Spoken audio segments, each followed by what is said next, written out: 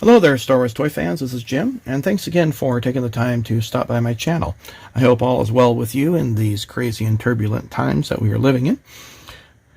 Well, as you probably discerned, the focus of today's video is the Bespin Guard, and actually it's the restoration of a Bespin Guard.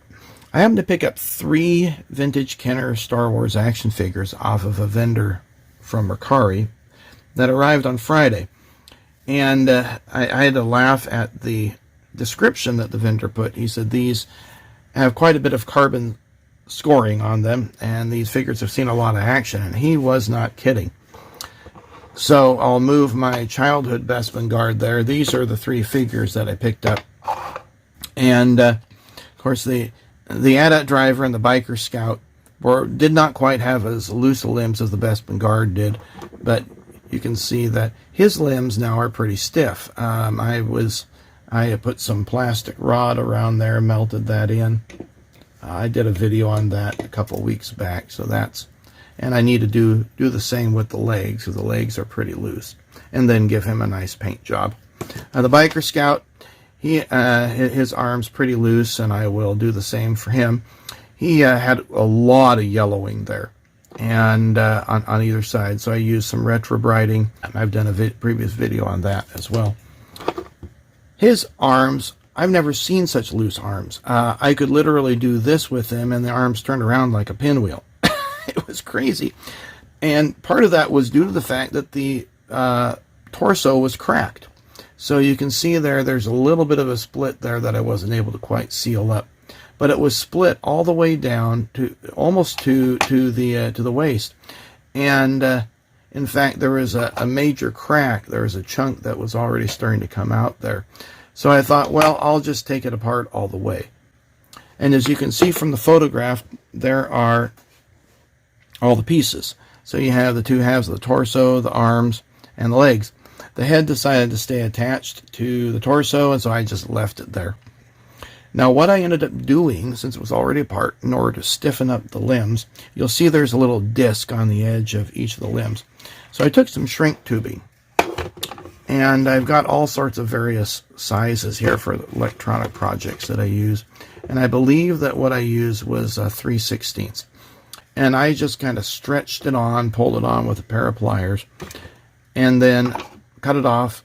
Then I used my hairdryer, and that caused it to, of course, shrink down on the plastic. Then I placed all the limbs in there, then glued it together. Now what I glued it together with was the cyanoacrylic glue. This is from Hobby Lobby. You might call this like CA+ glue. This is kind of just medium flow. And what I end up doing is I take a little dab on a flat toothpick and then just carefully put it around the seams, just like you would if you were doing a model kit, without getting on the joints where the arms and leg were. And I started there at the bottom here, right in that area, and then press that together with a pair of pliers. And I also use this accelerator. Zip Kicker is another name for it. Instaset's what Hobby Lobby sells. And that speeds up the drying process of the cyanoacrylic glue. And then I did the same thing around the side of the torso and then the shoulders.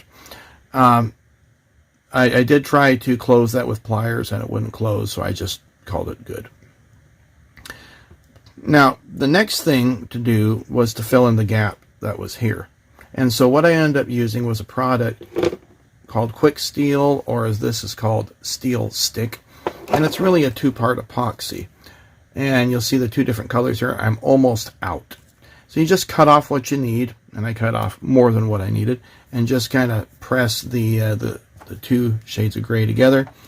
It's really stinky. And then I just press that into that spot. So if you have areas that you have to fill on your action figures you're restoring, that Quick Steel is really good. It dries in about an hour's time, then you can sand it down.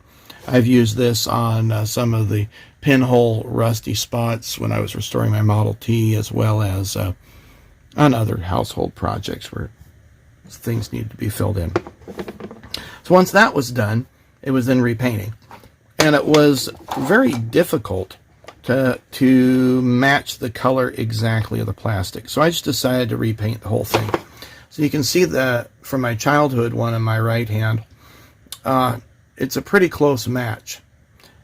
Really, what's the difference is the sheen on it, but I'll talk about that later. The paint that I ended up using was Testor's Flat Sea Blue, and it's just something that I had on hand. It was just about a perfect match, and I airbrushed that on. And then the next thing that I did was to mask off where the holster is and the boots, and I decided to make this more like the Bespin guard from the movie, because this one, everything's just all blue.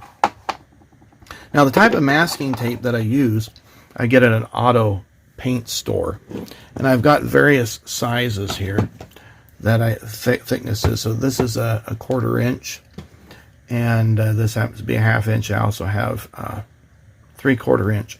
And this type of masking tape does not leave any gummy residue and comes off really easily, and it seals really nicely. So that's how I masked off the face, and then of course where the boots were. Now, prior to doing all that masking, what I ended up doing was shaving off his mustache, because I wanted a little bit of a difference between the two guards. So I didn't just have a clone. And to shave off the mustache, I used very fine pencil thin files, so sanding files. And you can get these at Hobby Lobby too. They come in various grits. And this happens to be, it looks like this is, let's see, it's a package it comes in, and I don't know what grit it is, but you can see there's the number 852442. Then it was just a matter of doing the hands and then the cuffs. Now, the cuffs were a pretty close match to Model Master Guards Red. Model Master's now out of business. And but it was just close, and the cuffs were actually in pretty good shape, so I just touched them up. Now, to get the flesh tones, I tried to make it a little bit closer to his face, but it still is not quite exact. You can see how yellow those, kind of orange brown those hands are. So what I ended up doing was just using some Testor's Gloss Cream, which is the closest skin tone you can get now, and then a mix of Guards Red, just a hint of that, and that came up with that pretty close flesh tone. The gold trim I actually used was Model Master Brass. This is part of their metallizer that I still have left over, and I thought that was a nice, that came out pretty close to what Kenner used on theirs. And then it was just a matter of spray coating it and protecting it once it was done. Now, I happen to like this Krylon, here, we'll zoom out here, clear, flat crystal clear. It dries really quickly. You can put it immediately on your paint without any reaction, like any crazing within your paint. And then it protects your figure from any excess wear. Just make sure you let it dry a good hour before you decide to touch it. Otherwise, you could end up with some problems. Sometimes it will craze. It might crackle a bit if it's reacting poorly with the paints. But I end up using enamel paints on all my stuff. Now, when I end up airbrushing it, I use this old paintbrush that I just put into here and into the foot peg. And then that allows me to just spray it really lightly and get a nice coat over the whole thing. And then you can, of course, put this into this helping hand thing. You can get those at Hobby Lobby too. Well, I hope you found this video helpful. And if you choose to restore your figures in the way that I did, hopefully you can use these tips. Take care, and we'll see you on another video.